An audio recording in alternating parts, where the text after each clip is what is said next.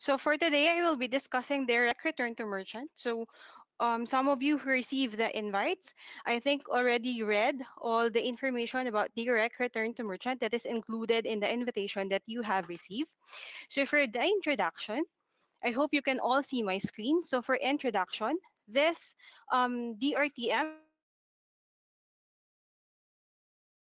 merchant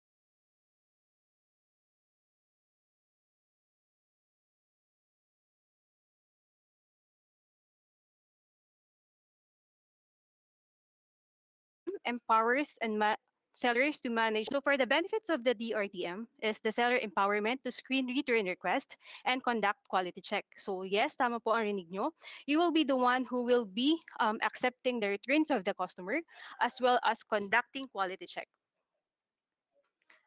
Hello? Hindi nyo po ako naririnig? Okay.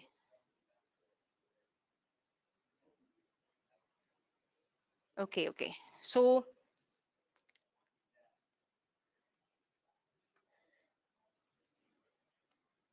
okay, thank you for the confirmation that you can hear me. So I'll be continuing the discussion on the benefits of the DRTM. So the first one is seller empowerment to screen return requests and conduct quality checks. So like what I mentioned po a while ago, that you will be the one who will be approving the request of the customers when they initiate a return. Kayo na din po ang magko-conduct ng quality check, hindi na po siya dadaan ng Lazada warehouse. The next one is optimized returns resolution process.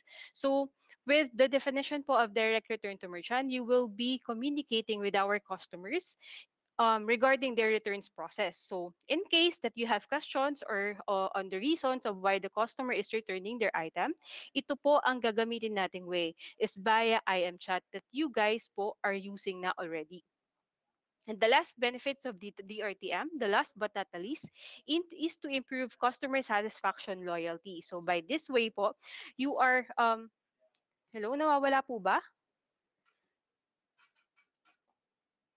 Hello? Okay, there. The last but not the least, is to improve customer satisfaction loyalty. If kung dun po sa ibang nawawalan ng audio, can we check po as well the connectivity natin?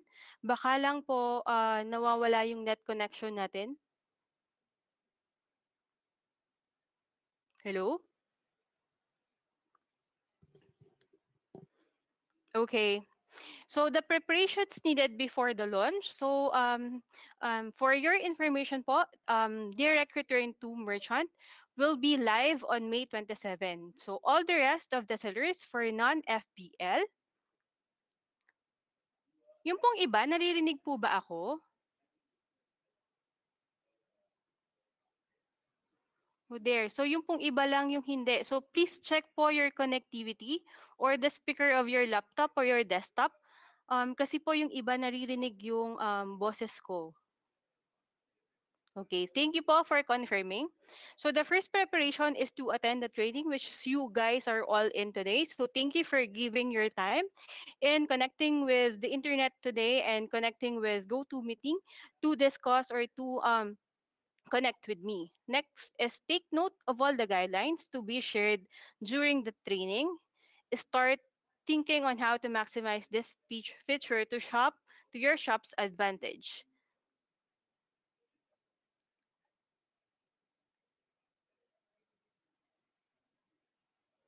Next is allocate shop resources to and train personnel on proper return case handling before the launch. For the DRTM scope, please note po that last mall, if you are part of last mall naman po, hindi po tayo sakop ng DRTM. For DRTM, ang sakop lang niya is all non-FBL or drop shipment items. That's the scope of DRTM po. Mr. Florencio Ramos, naririnig niyo na po ba ako?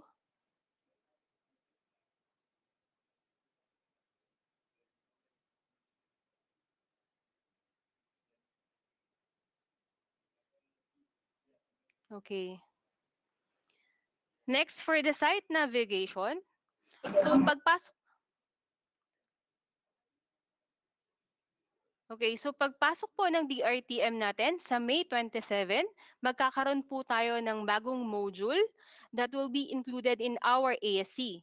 This one, under orders, you will be now be seeing manage returns orders. Similar to order overview screen, there will be a return overview screen. You can get to see all the returns order placed.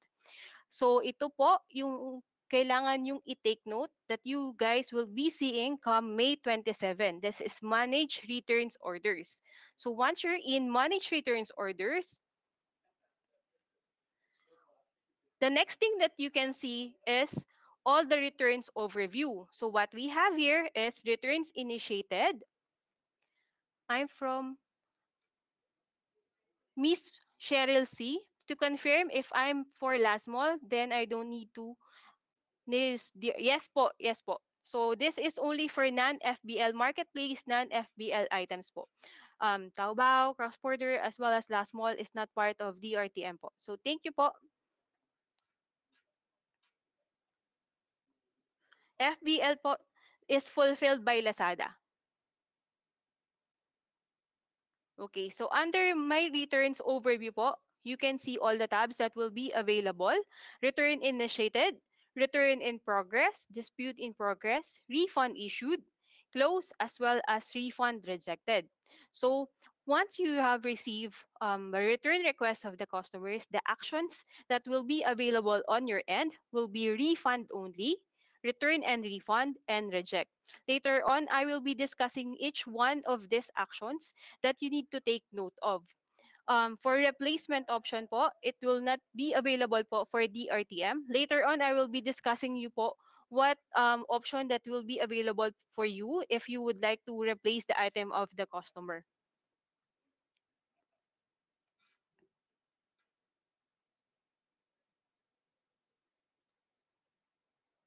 Some of you po can still hear me.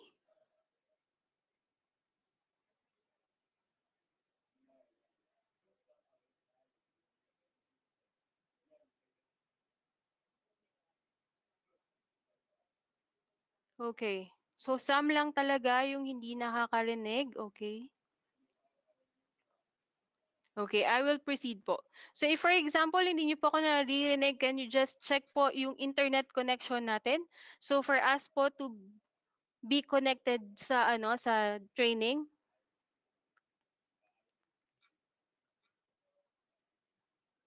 our packages are being picked up by Lazada Courier from our warehouse. Yes po, if you're part of po ng marketplace ng FBL, drop shipment, you will be part of the RTM po. This one po is when it comes to returning the orders of the customer. Okay po, I'll proceed po with our discussion. So once you click po return initiated, this will be the view po that will be available on your end.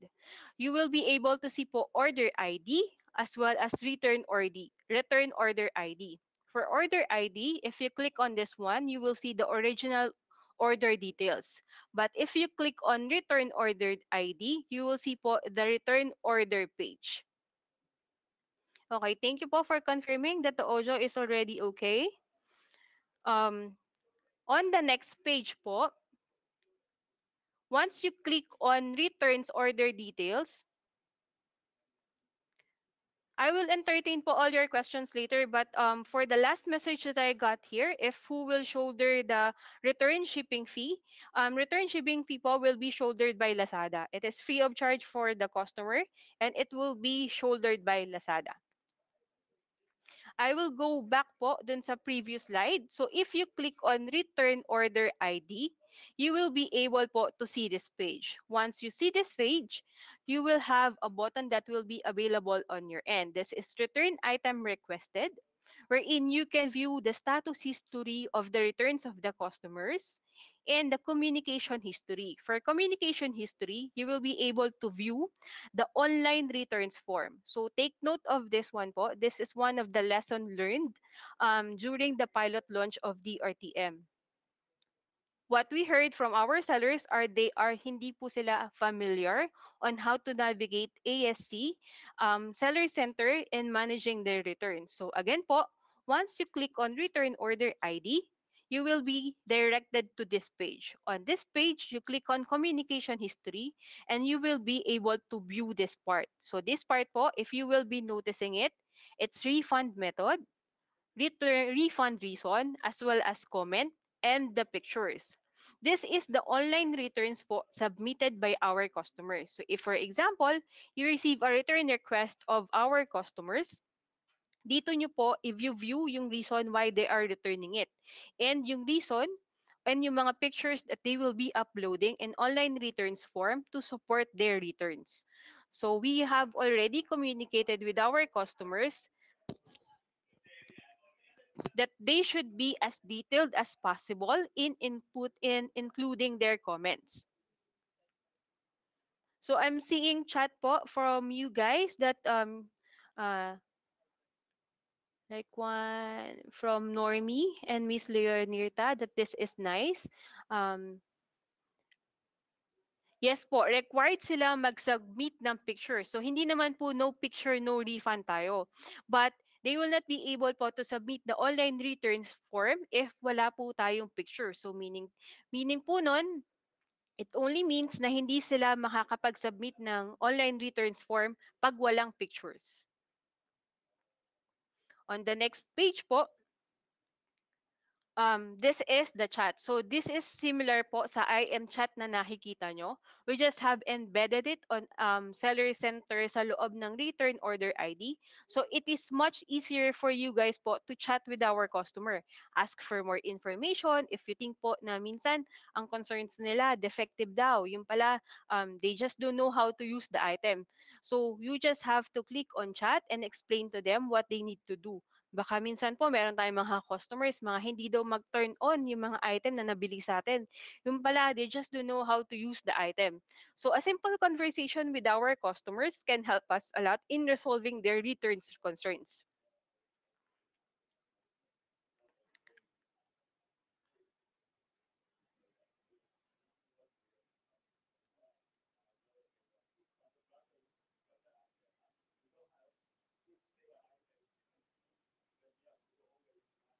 So this one po, nakalagay sa questions, no, can we request additional pictures like picture of the way bill via chat? Yes po, we can do that as much as possible. Request for the whole um, ask the customer to take picture of the whole package when they receive it. Next po, maganda po yan. Kadalasan kasi nagre-return change of mind. I would like to remind you po, change of mind is not an acceptable reason for return. So if, for example, the customer return it, ang reason nila change of mind, you can reject po ang return ni customer. Regarding sa return, dapat may days lang. So, returns policy po natin, hindi siya magbabago. It will still be on 7 days once they have received the item. They have 7 days to initiate a return. So, um, pwede po mag-jump lang po ako sa susunod nating topic. So if for example, unlike po kasi ito ng dati nating yung sa current returns process natin, na once they have submitted their online returns form, automatically they will drop off the item sa LBC, right? Ngayon po for DRTM, once they have submitted their online returns form, they need to have a confirmation from you guys if you have accepted their returns or not. So like what I've mentioned po, I will go back to the slides that I showed you a while ago. We have 3 actions that you can take. This is refund only, return and refund, then reject. So later on, I will be discussing each of these actions from you guys. Um, on jumping on return and refund, it doesn't mean po na pag kinlik nyo to, automatic i-refund nyo na si customer. Hindi po ito yung part na yon. So once you have return and refund, it only means po that you're asking the customer to return the item. That's the only time po that they can drop off the item to the nearest LBC branch na meron sila. So it only means po, like what I mentioned dun sa unang slides natin, you have the power to approve and QC the item of returns of our customers.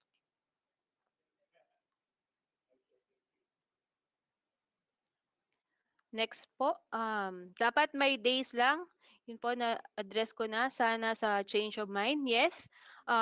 Basta po change of mind, it should not be accepted. Ngayon pong DRTM na tayo, we have the power to reject naman po once this is change of mind.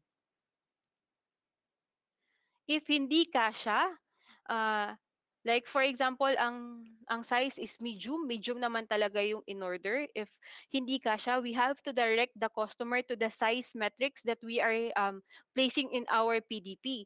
So if for example, yung body size niya is totally different with the PDP that we have in our website, we can reject pa rin po yung request ni customer because it doesn't mean po na hindi kasya is mali po yung sinend natin. So it's the responsibility of the customer to know what they are placing or what they are ordering in our website. So we just have to explain it to them na hindi po approve or hindi po pwede yung return reason nila.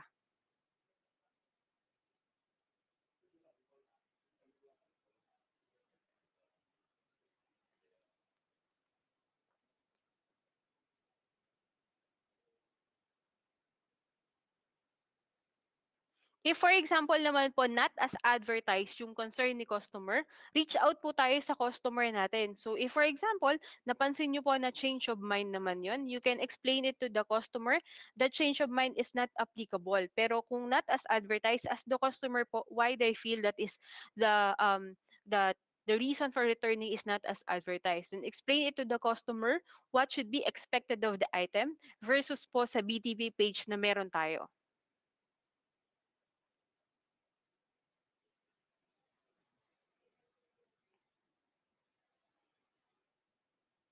Dun po sa questions natin na paano mag-return items na damage, pwede po ba kami makapag-file ng claims?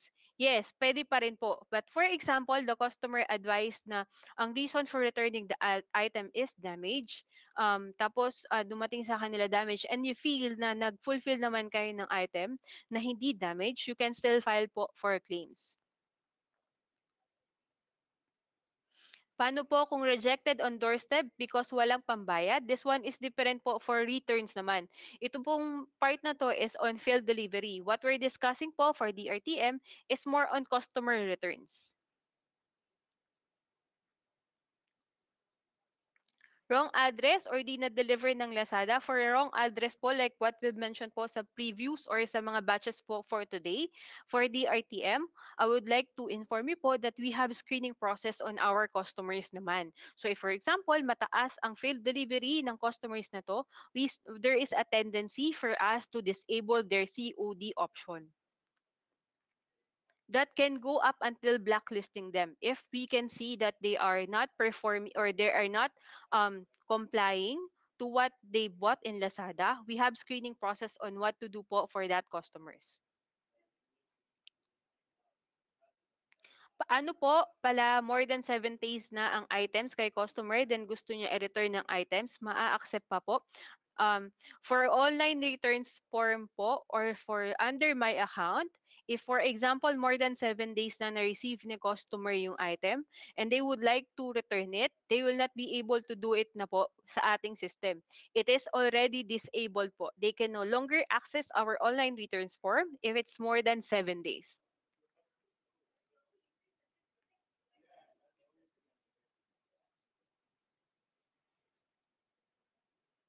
Kay Miss Roma de Guzman po, I don't think na available po yung change of mind sa online returns form po natin. Wala po ang change of mind sa drop-down reason for online returns form. If in case po na may nakalagay, please let us know po or shoot me on screenshot if there is a change of mind. But for change of mind po for MP na non-FBL, this one po is not available.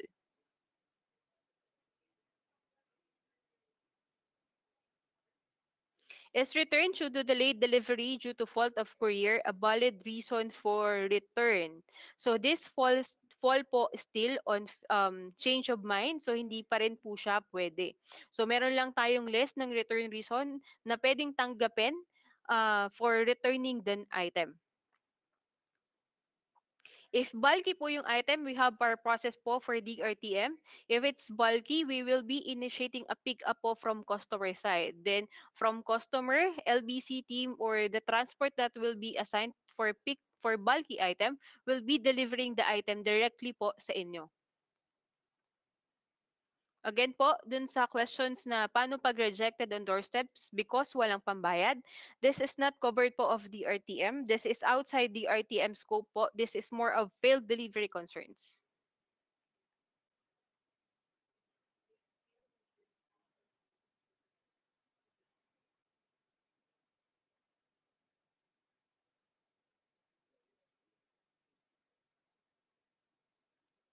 Return items po, like what I've mentioned, the return shipping fee is free of charge. This is shouldered po by Lazada. Kay Mr. Joseph Christian Lim, this is also raised po a while ago with the merchants who are here for the face-to-face training. Yes po, we have taken note of this for the report user option. So like what I've discussed po a while ago, we are screening customers history naman po of purchasing in Lazada. So if for example, masyadong madami ang failed delivery, we disabled their COD option.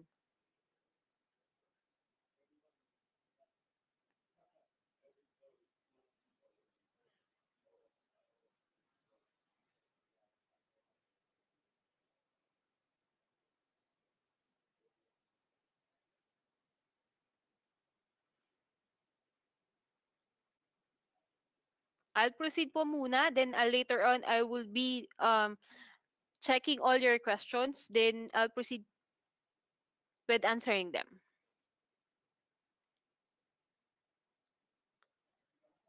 Okay. So again po, like what I mentioned a while ago, one of the lessons learned po with the pilot team is on checking the online returns form po. For this one,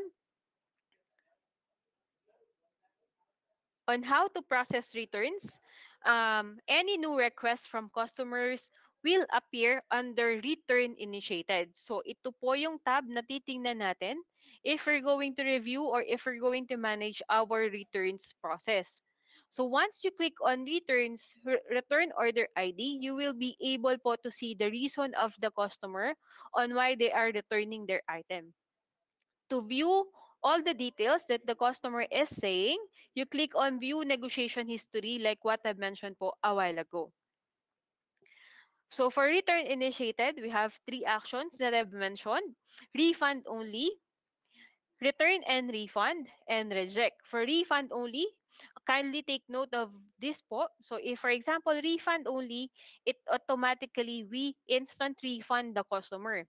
Take note of this one po kasi once you click on refund only, it only means it's instant refund. You're no longer asking the customer to return the item.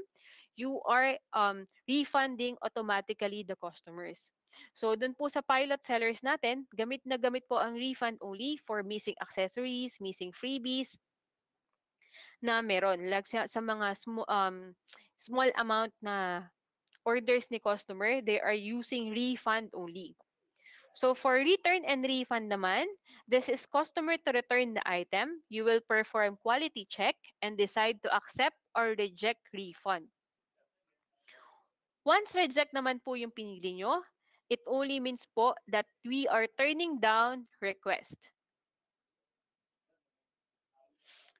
So once you have received po the request of the customer, the return request of the customer, you have to respond to all requested returns within 3 business days.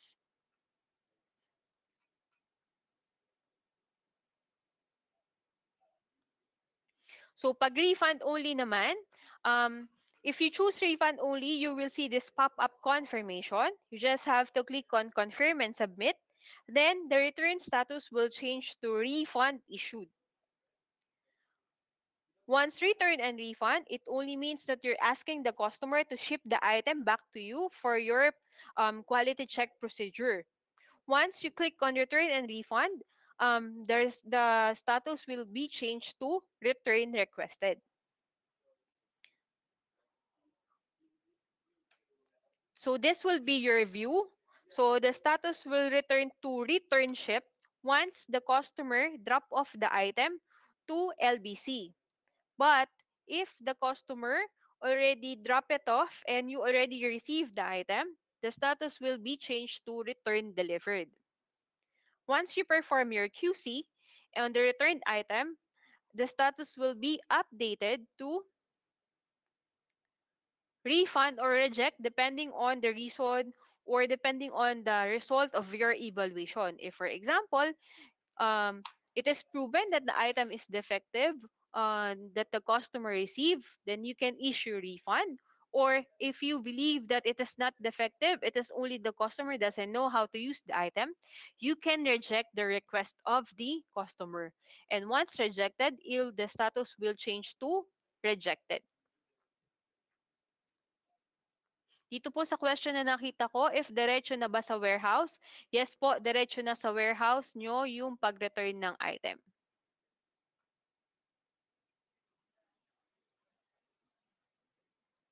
Is the customer still required to print the return label to present it to LBC or the return number code enough? Yes, the return number code po is enough or they can show po sa LBC personnel natin yung return online returns form nila that they can view in their mobile app.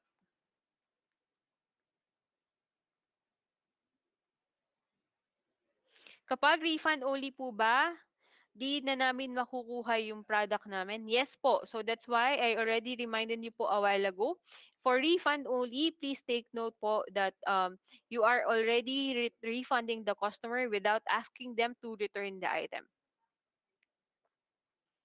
If you allow po the customer to replace, later on po, I will be discussing with you the offline method that you can use in or the approach that you can use po sa returns process na ito.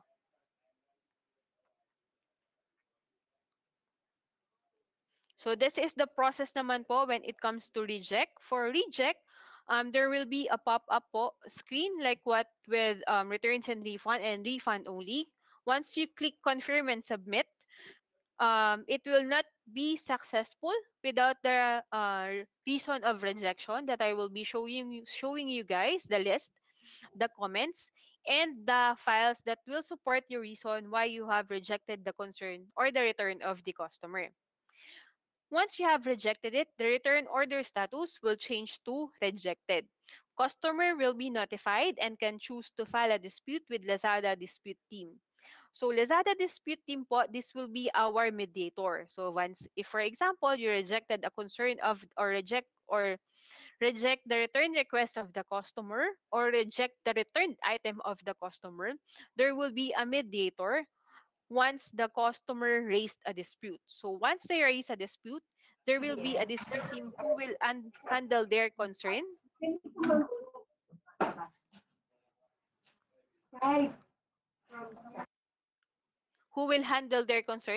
The dispute team po are our DTI representatives who represents Lazada po.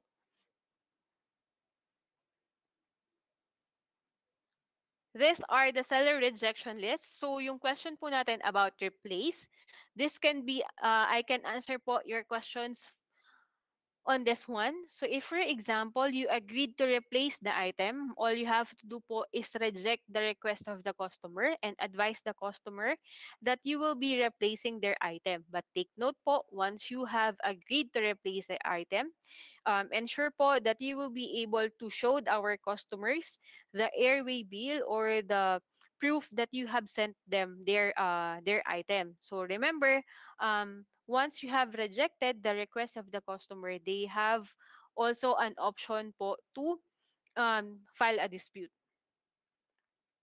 So another rejection reason po is you have agreed to send new item to the customer. What if we allow the customer to replace? Is there any button for that? So what I've mentioned po a while ago, wala siyang button. Walang rejection option, replacement option po for DRTM. So for DRTM, ang replacement option that will be available only is for offline transaction with the customers. If you have agreed offline that you will be replacing, then you can replace po, but all you have to do po is reject the request of the customer.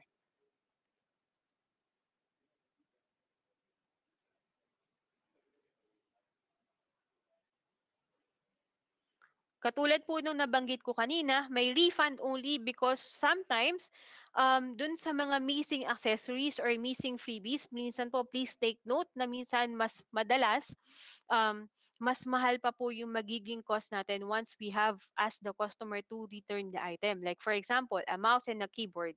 Tapos nawawala po yung mouse. So for DRTM, customers can edit the refund amount on a lower price. So for example, yung mouse natin 100 pesos lang and the whole amount of their order is like 2,000 pesos. So if for example, you would like to refund the customer na lang instead of asking the customer to send the item back to you, then minsan halimbawa nakalimutan talaga natin, hindi pala natin na isama yung mouse dun sa order ni customer. If we're going to ask the customer to return the item, we will be evaluating, performing QC, waiting for them to return the item. Then afterwards, nakita natin yung mouse ay nandito pala na iwan. We will be returning the item back to the customer. So medyo hassle. So if we think na mas mura, naman yung nawawalang accessory or freebie, we can advise the customer po to edit the online returns form po for the lower amount. They cannot edit the online returns form higher than their paid price, but they can edit their online returns form naman po on a lower price depending on agreed with the both of you naman.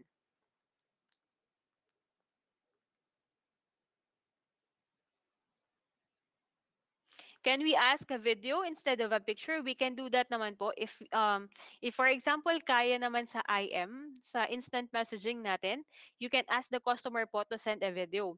If for example hindi pa rin obra, you can ask the customer po to send the video via customer service. Then the customer service team naman po will be sending it to our PSC team.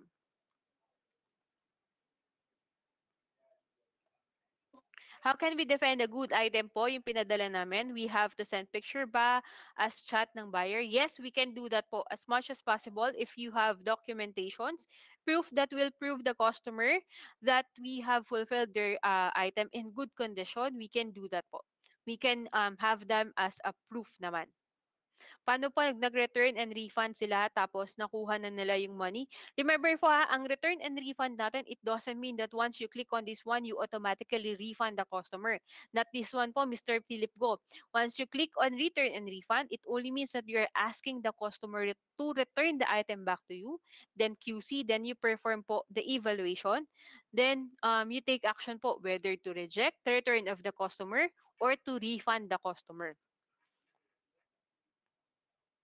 How long will it take to return the item to us if bulky? So for DRTM po, ang SLA lang natin for LBC, Miss Marjorie Chua, to return the item back to you is 15 working days po. In case when the seller rejected the return request and the customer filed a dispute, how many times Lazada will allow both parties to file a dispute to investigate every cases? So for in filing a dispute naman po, there are two scenarios lang po, Miss Rona Dane Garcia, for customers to file a dispute. So if, for example, you have rejected outright the return request of the customer once they have filed their online returns form, so yun po yung unang time na pwede sila mag-file ng dispute. The other scenario is, for example, you have received the item of the customer and once evaluating them, you find it na hindi naman pala talaga siya defective or damaged as what the customer is claiming, then we can reject it. Now, if the customer file a dispute, then there will be a dispute team who will mediate. They will be coordinating with you within 3 working days once they have received the dispute coming from the customers. So that's the only time lang na you can reach out to our dispute team and as well as the customers to settle everything.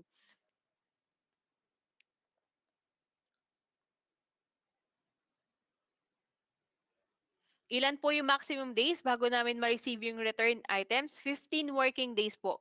Once it's already tagged as shipped by LBC, it should be delivered to you po no later than 15 working days.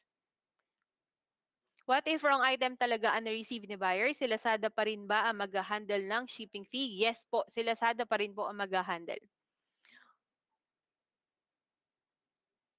So if Dito po sa concerns natin, Miss Jasmine Manowis, wala naman pong change of mind sa option pero humahanap lang ng reason. For example, not as advertised or damaged or kahit okay naman yung item. So if for example, ito naman is hindi natin makokontrol from our customers end, no? So you just have to reach out po for the customer why they are choosing this returns reason. So if for example, you feel na hindi naman talaga dapat or alam yung nagagawa lang sila ng way just to return their item, you can outright reject po the concerns or the returns of the customer and let our dispute team handle it. So once it's already with the dispute team, the process is that they will be asking for more information or even proof from you guys as well as the customers to justify why they would like to return their item. So if for example, nakita ni dispute na hindi naman talaga siya ka-return, dispute team will definitely reject their request. But if not, if our dispute team believes that we need to perform quality evaluation, then they will be asking you to return the item or they will be asking the customers to return the item back to the sellers. Pwede po ma-decline return ni buyer? Yes po, pwede. As long as you have enough evidence why you are declining the return of the customer, you can do so po. Sabi ko po kanina, once you have rejected, you have to input the reason for rejection as well as proof why you are rejecting them. Kay Miss Rose Manatan, can we partially refund client's order? Partially refund client's order? Yes po. As long as you can discuss it with your customer and you can advise po our customer to edit their online returns form. Once it is edited na po, then you can partially refund client's orders. Paano kung rejected claim ni customer, malamang negative rating ibibigay sa aming mga seller? So, ang importante po dito, Mr. Harold Herrera, ensure po talaga natin that we have enough proof on rejecting the claim of the customer. If we can see their history that really they are returning their orders without really acceptable reasons, then we can do that.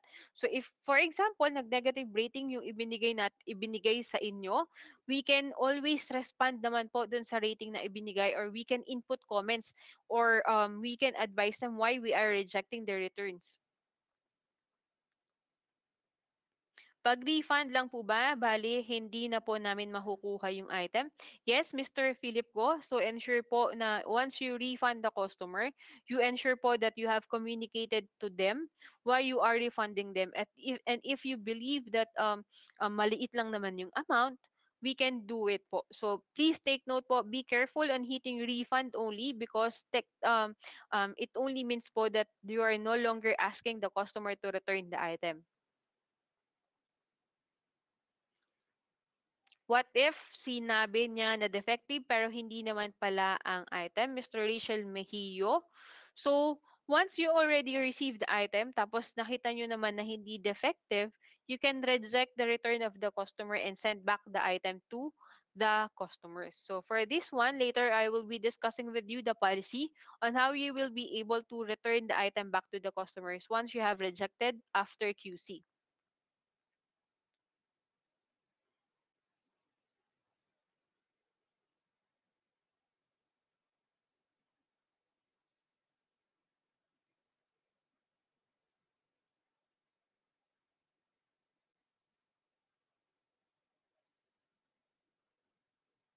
Okay, so I will be continuing with the presentation that I have right now. So these are the list of the rejection list or rejection reason that you can use. On the next slide, if for example naman, na-receive nyo pala yung item, tapos si LBC hindi pa rin niya natatag as delivered. Ito yung mga example na system issue natin. So once this one naman ang nangyari, if you have received the item, you can manually confirm return receipt. But ensure po that you already received the item before hitting this one.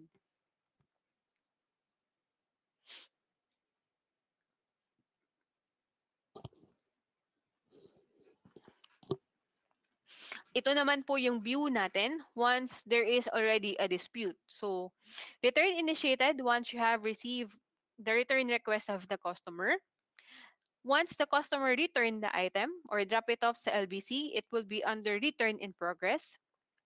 Then once naman the customer file a dispute, for example, you have rejected their return request or returned item, it will go to dispute in progress. Negotiation history, this is a bigger, more detailed view of the online returns form, like what I've mentioned po, under um, return ID. Once you click on this one, click on communication history, you will be able to see the online returns form. So this part po yun, itong babang to, this is the online returns form of the customer.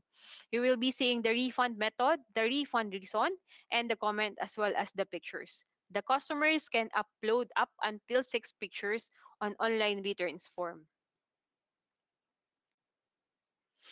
So return items will appear under dispute in progress for the following reasons. Katulad po na nabanggit ko kanina, dispute will be triggered after rejecting the request of the customer, or dispute will be triggered once you have rejecting or uh, the return of the customer. The first one is the return request. The next one is after receiving the return item after QC.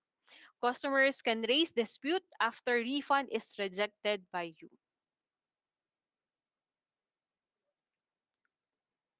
For account setup, just a reminder po, please update the return address because this one is the address that we're going to use in returning the item. Ito din po ang makikita nila sa online returns form.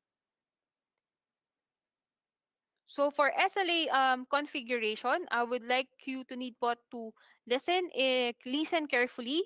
Ito po kasi ang mga lessons learned when it comes to the pilot of DRTM. So for SLA po, this is the service level agreement na kailangan natin i-take note. So if for example, customer initiated a return, you have to take action po like what I mentioned a while ago within 3 working days. So as early as now po, if you have DingTalk account, please let us know PSC or your VCOMs or DPSC of your DingTalk account so we can reach out to you. On our end po kasi, we're sending an update to our customers if meron na bang magbi-breach sa SLA nila or the service level agreement. If for example, nag-initiate ako ng return, hindi ako nakapag-take ng action na sa seller, nag-breach, and the threshold is 600 and below, automatically we will be refunding the customer and clawback amount from the seller and the item not returned to seller. 3 working days po tayo hindi po tayo 3 days lang. So, hindi po siya calendar. So, please, dun po sa nagme-message today, please ensure po yung Ding Talk so we can message you from time to time to check your ASC for us to monitor our managed returns order tab. So, for the next threshold naman po, if for example, 600 and above, we will initiate the return to seller. So it doesn't mean that we will be refunding yung mga high value orders natin. We will be asking the customer to return the item back to you. Once you already have the item, magbe-base ang dispute team natin on the QC outcome or the evaluation done by you. So the next SLA naman is the 7 working days. This one, once you have approved the return of the customer, they have 7 working days to select their shipment method. So if they failed to select their shipment method beyond 7 working days, the return request will be closed. So meaning po nito, customer can raise a new request only if within return policy. Pag wala na, hindi na po sila makakapag-return ulit. So take note po, ang importante on seller side is to take action on return initiated by the customer. Next po is the 15 working days that I mentioned a while ago. 15 working days, if for example, the customer drop off the item sa LBC, LBC should be returning the item back to you or should reach your or should reach your warehouse within 15 working days.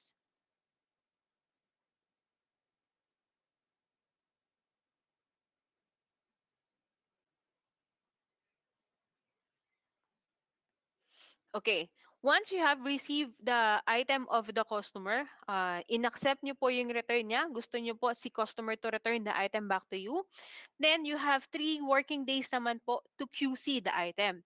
Within that 3 working days, please be advised po that you have also to update the action in account in your seller center. So if for example, na-QC nyo siya today, do not forget to refund or click refund or click on reject sa ASC natin. So, ito po yung pinakang importante sa SLA na meron tayo. Once you have received it, perform QC, then take action. Because if you breach po the SLA na 3 working days, mari-refund po natin si customer. Then clawback po yun sa inyo.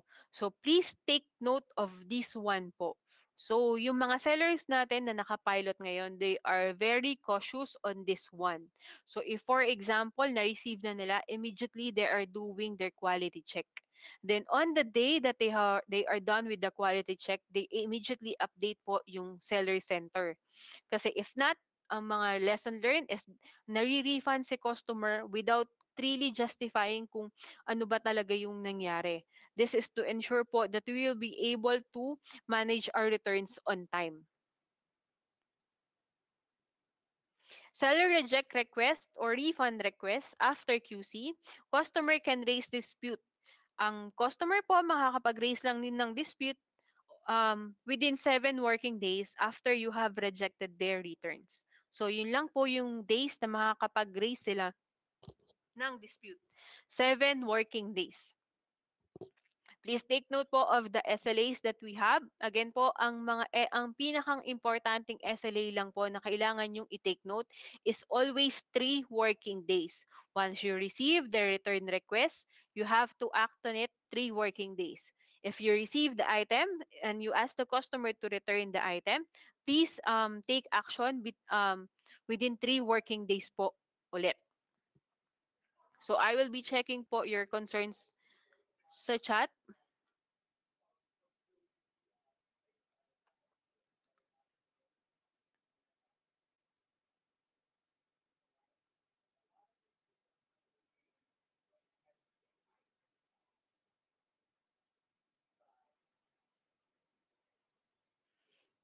Sino ang nag-shoulder ng ship back?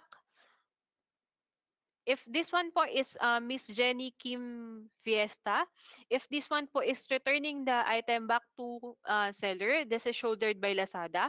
If you're going to reject naman the return of the customer and you found it not defective or not damaged, Lazada will still be shouldering the shipping cost. However, at this point po, like what I mentioned po sa mga batches a while ago, during the face-to-face training, we're still finalizing the system for us to shoulder the ship back process. So for the meantime po, if you're going to reject and you're going to return the item back to the customer, uh, you need to shoulder po initially the shipping cost, then we will be reimbursing naman po yung shipping fee na ito. So once may manage return orders na po kayo, we will be sharing with you the link kung saan kayo pwede mag-file ng reimbursement.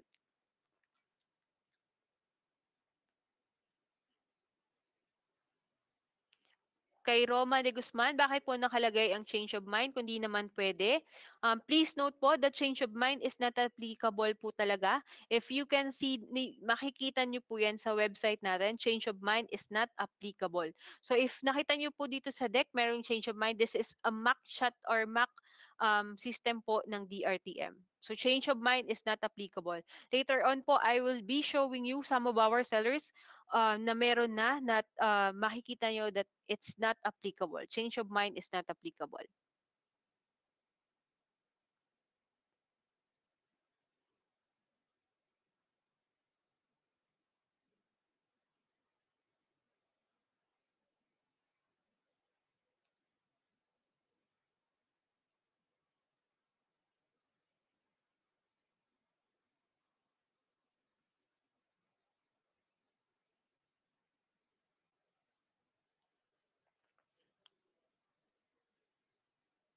Kay Mr. Harold Herrera po, if we decline a replacement or refund, for sure customer will get mad. Again po, wala po tayong replacement option sa DRTM. If it is only po offline discussion with our customers if you will be replacing their item.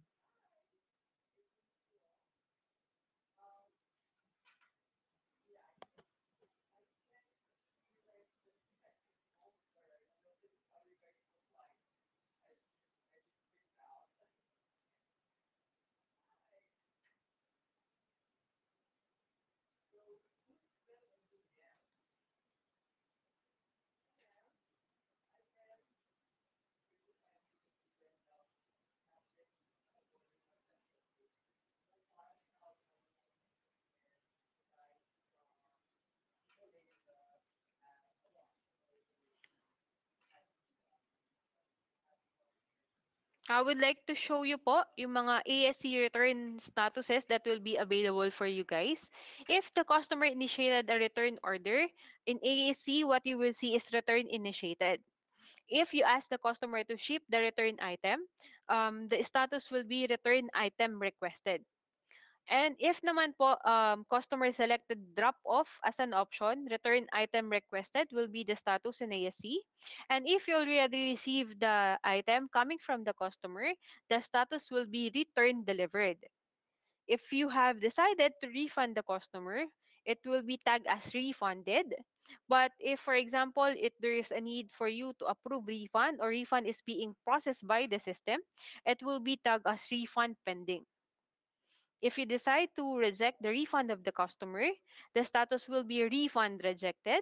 But if the SLA expired or either due to inactivity by the seller or the customer, the status will be return closed.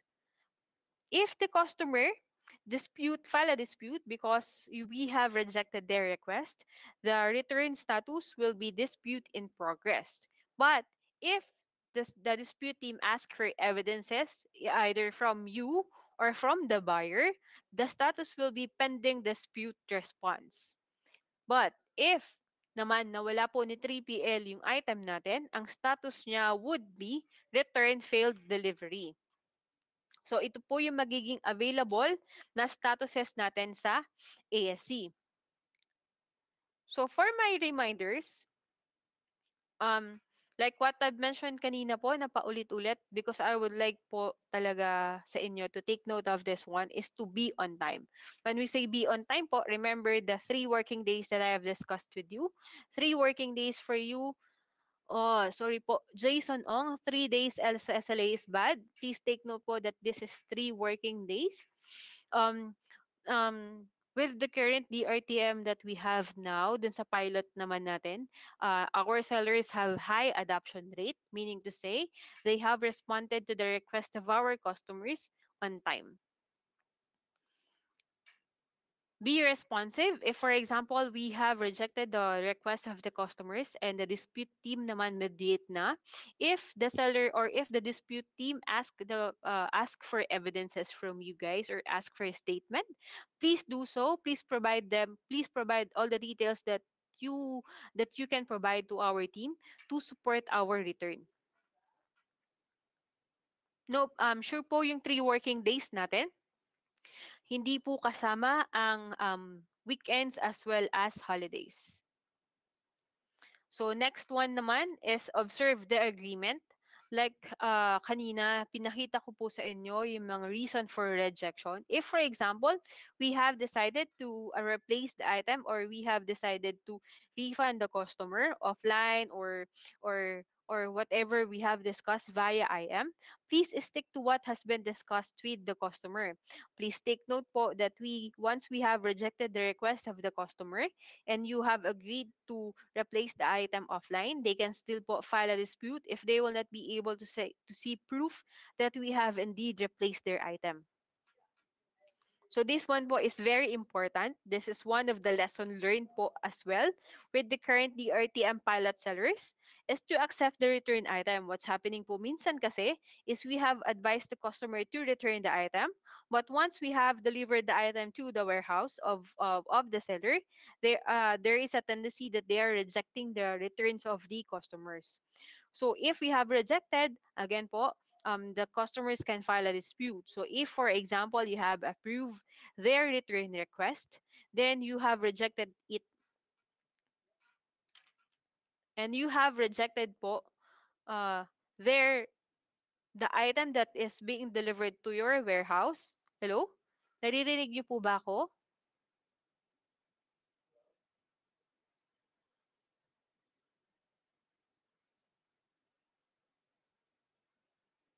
Miss Girly Jumamoy, can you hear me po? Or can all hear me naman po loud and clear?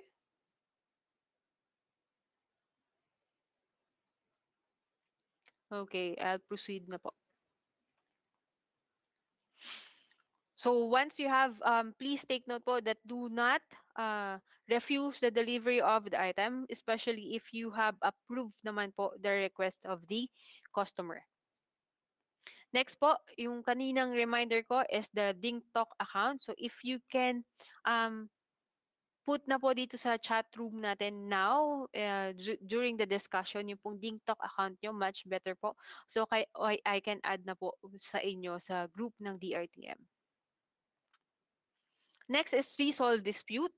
So if, for example, you will be unavailable for a period of time, ensure po that we allocate shop resources to handle returns. If you will be reported po kasi to be willfully unresponsive by a buyer, so hindi naman to basta-basta, no?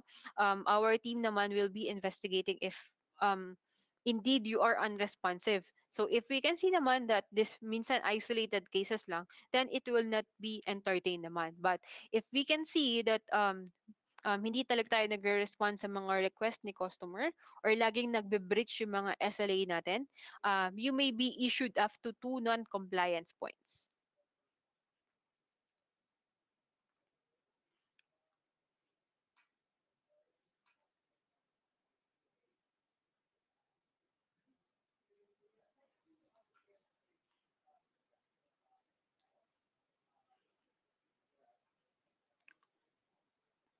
So I will proceed po with the FAQ.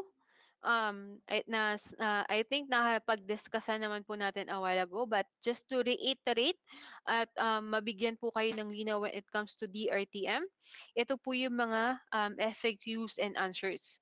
So how is refund amount determined? Will it cover the item price, forward and reverse shipping fee?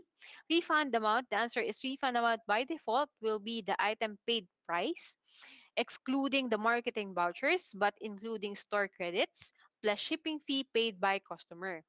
However, this amount is subjected to change based on negotiation between seller and buyer. So like what I mentioned po a while ago, if nakapag-negotiate po kayo sa customer natin to edit the refund amount to a much lower price, we can do that. So that's partial refund already. So ang gagawin lang po natin, advise the customer that I will be rejecting your return request, but please do edit your return online returns form, the refund amount down to up to how much po. So we can do that. So will there be an option for partial refund? So this one is the same of what I've discussed a while ago. So how will seller ship back refund rejected packages? So like yung pong napag-usapan kanina, seller will have to return the item back to the customer. Return shipping fee will be shouldered by Lazada. Once returned, file shipping fee claims or the reimbursement form. So once it is already live on May 27, you can all check naman po this one. Paano pag for replacement?